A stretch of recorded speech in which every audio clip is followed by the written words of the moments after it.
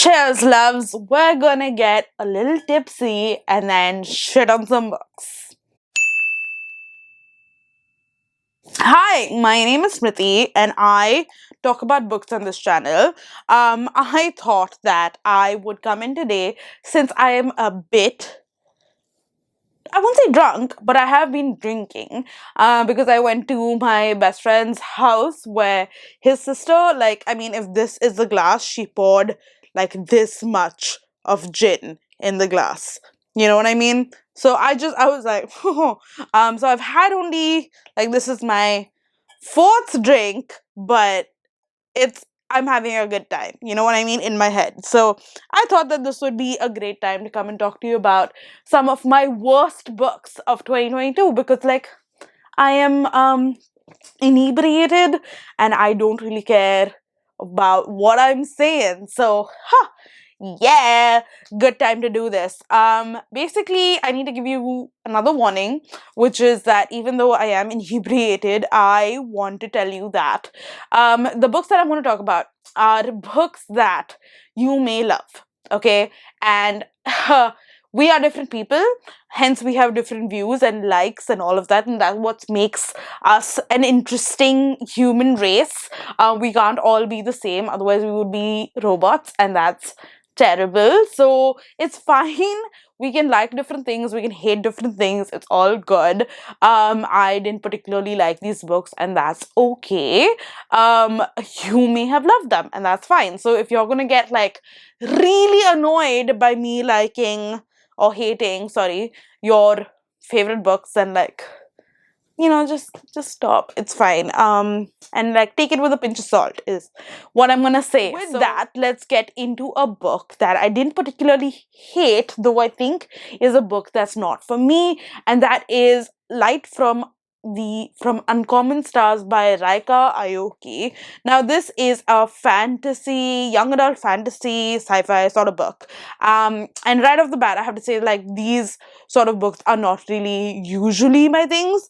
It's not the genre that I go to read, but I had heard really good things about it, and it sounded really interesting because essentially we are following multiple people, but one of them is this lady who is a instructor of sorts, like a coach of sorts of these violinists who ultimately become these huge world renowned sort of violinists, and all the people that she's had in her past have died very young or died of tragic sort of deaths, and that is because she has actually sold their souls to the devil, and now she has one more soul to choose and then sell.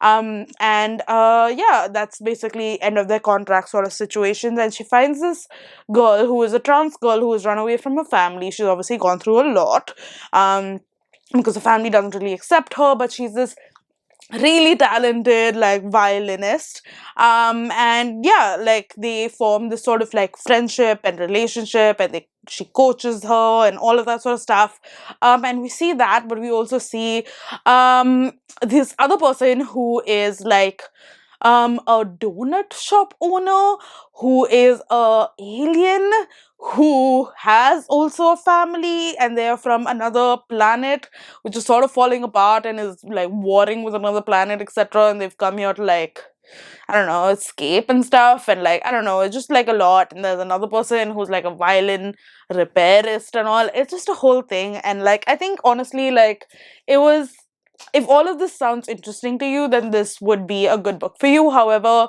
I was bored to tears. I thought that the writing was fine and good and all of that sort of stuff, but I genuinely was where is this going? What is happening? I have no idea whatsoever. So I was just confused throughout the whole time, and I didn't know what was happening and what was going to happen, so I just didn't enjoy it. So yeah, this was a sort of book that I know that a lot of other people have really enjoyed. In fact, I've seen it on some people's best books of the year. So yeah, just it's probably just me. Yeah, let's go on to the next book, which is what? Let us see. Right, okay, so it's The Honjin Murders, which is another book that a lot of people have seemed to love. Now, this is a cult classic from Japan. It is translated to English, and it's basically like the Agatha Christie's of like Japan, because this guy has written this book in like the 1970s, I think, and it basically follows like this family where this marriage happens, and the husband and wife go off into like a room and they lock it, and ultimately they are found brutally like murdered, but the room is still like locked from the inside. So people don't know how exactly this murders happened, because it's not possible for them to like do this to each other. And yeah, they basically call on this like amateur detective who like solves it and all of that sort of stuff. And yeah, I think I found the initial part sort of interesting, but then after that it just sort of like dragged for me. It may be because maybe it's written in the 1970s and I didn't care for it as much because of that. But also, like, I don't know, I just hated the ending and the explanation. It's like a sort of thing that I just like detest in like a mystery in general. So yeah, I didn't like it because of that. Now, if you are into spoilers, I'm just gonna spoil it very briefly now. And if you are not into spoilers, just skip to this point in this video. But essentially what happens is that the like reason why this happens or how this happens is like through this mechanical sort of thing. And like I just hate it when that happens. Like, yes, it's smart and all of that sort of stuff, but like I can't think of it. Like, you know, when I'm reading a mystery book, I'm trying to figure it out myself. And like I'm not gonna like think that, oh, it went through this trolley and that's how it went through the thing and it came.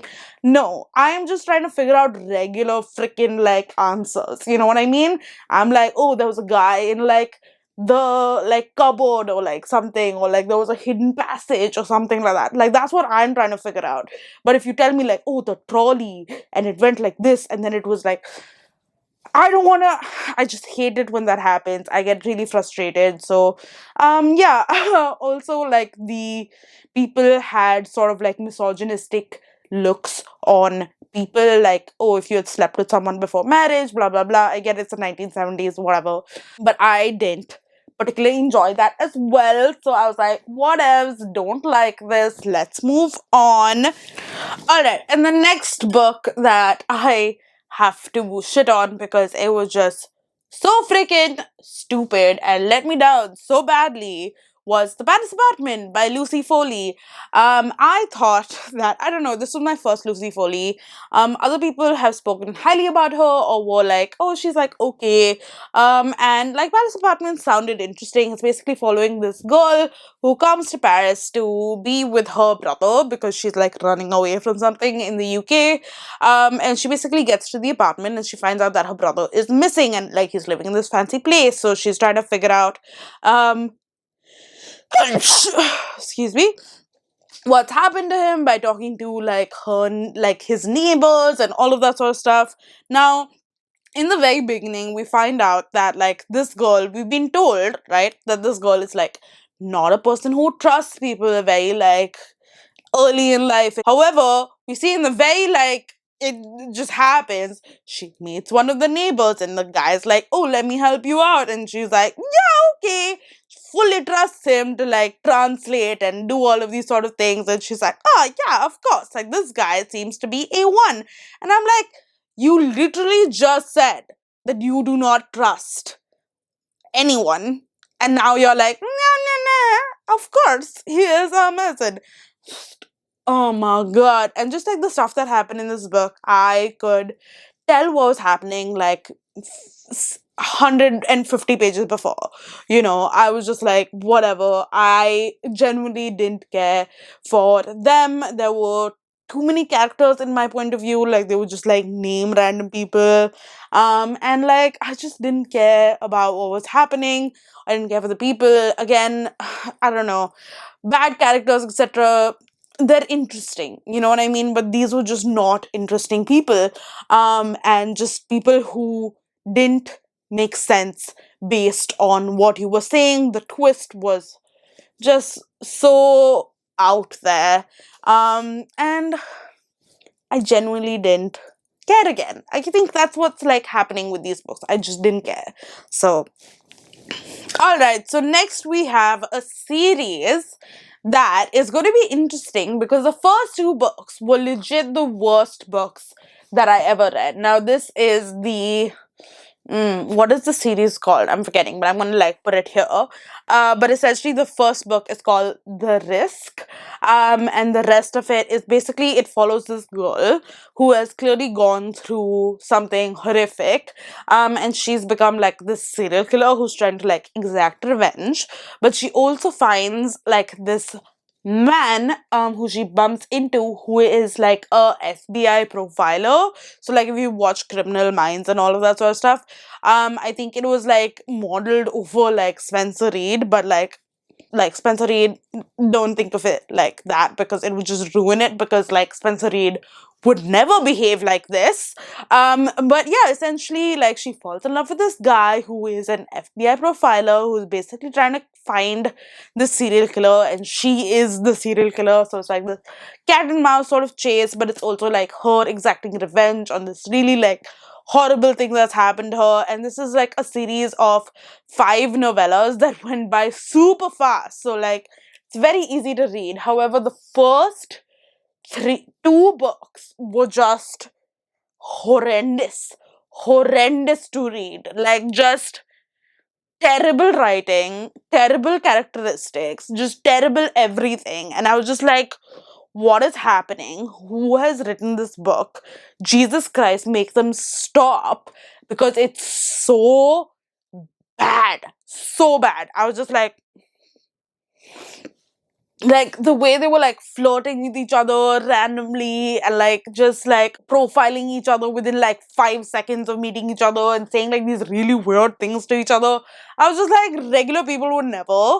You guys are being really weird, and like this is just a really weird like tone to things. Also like writing. Oh, I was just like, please make it stop. So yeah, the first two books were absolutely atrocious, but what happens is the next few books it sort of like picks up in terms of the writing. I think by the end of it I gave the last book like a 3 star, I think, which is still not good but not bad. Like if you want to see a woman exacting revenge and like being a badass and like, you know, like a good for her sort of vibes, then yeah, this book is fine, but like you have to keep in mind that it is not good writing, just not good writing.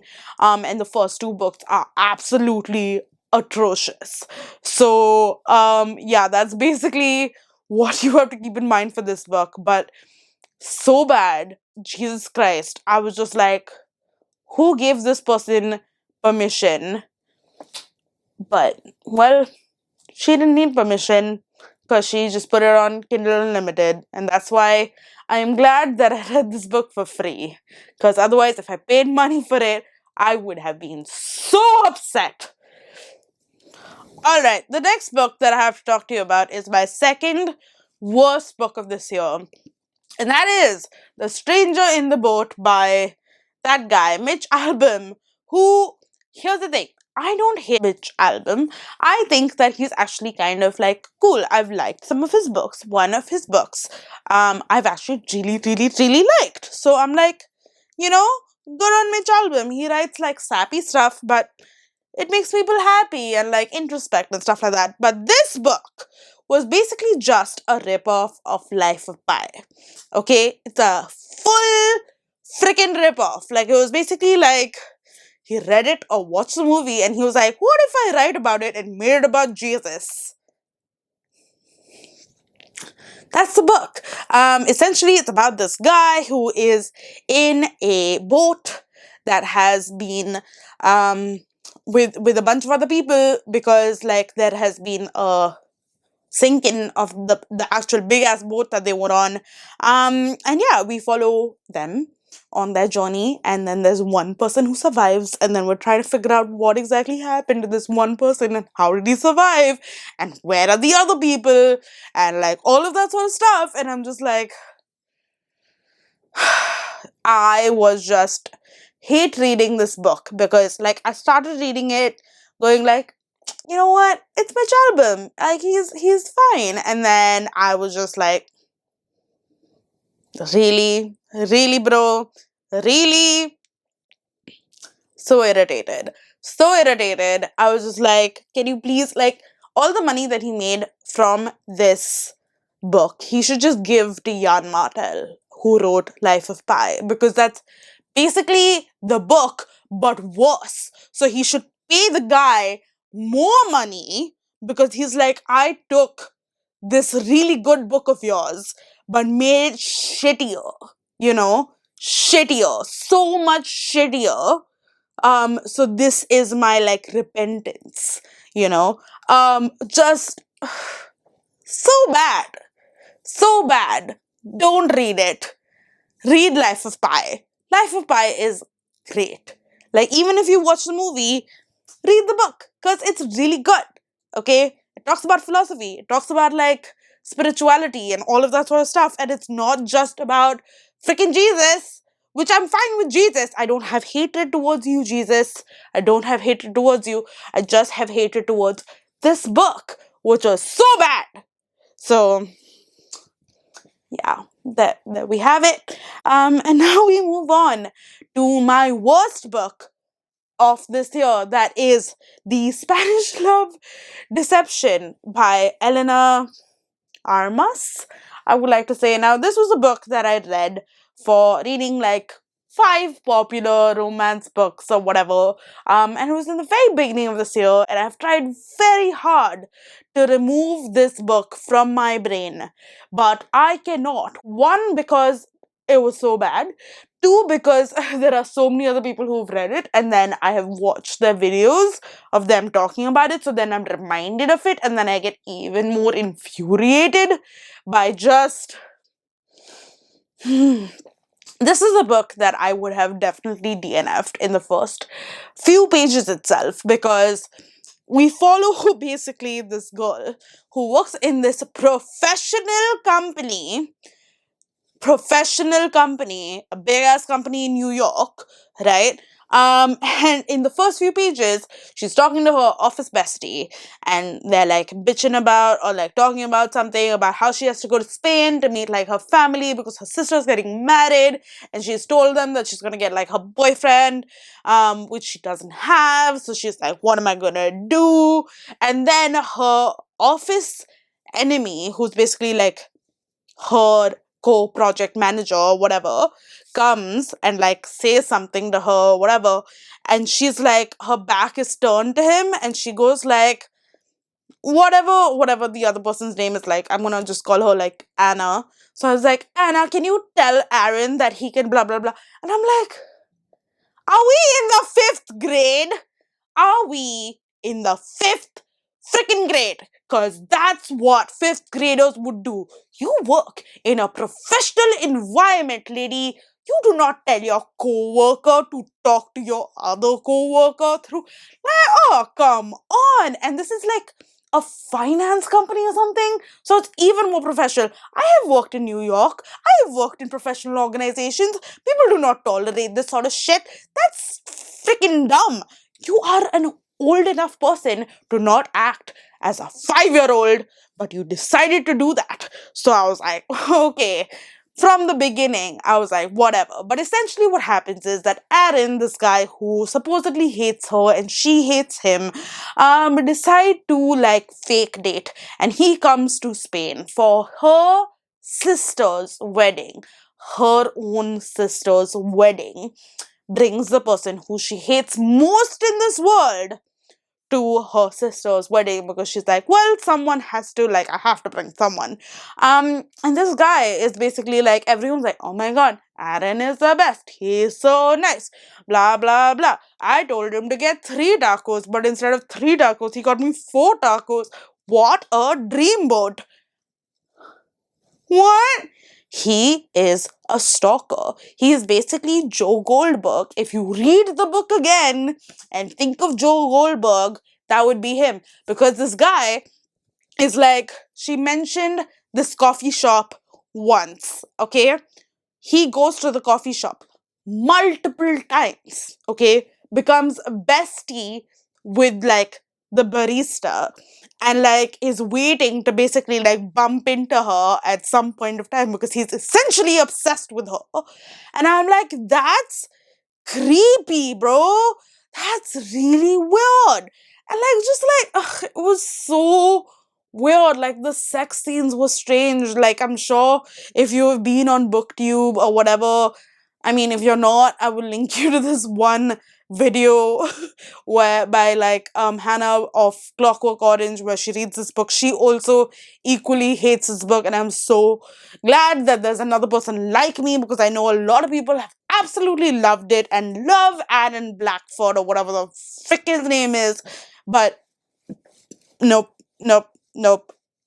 I just really, really did not like this book. This book was basically like the author was taking a chock full of tropes and then just smushing them together with terrible, childish writing, and like pretending that we were like 14-year-olds or something, maybe not even 14-year-olds, 12-year-olds, having their like fantasies come true about like a love story or whatever.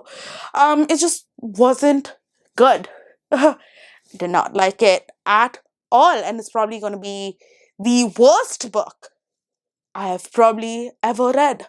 So there you have it. Cheers, darling. Those were some of the worst books I've read in 2022. Hopefully 2023 would be amazing. I am going to be back now with more of like my end of the year content. I know I was supposed to do it in December, but many things arose during this time, so we're going to let that go. Instead, you can check out some of the other videos that I've already made. You can subscribe because I'm amazing. And I also talk nice things about books. So you can come back tomorrow and check out some amazing books that I have read in this year, because I'm going to talk about them. And yeah, that's it. Okay, bye.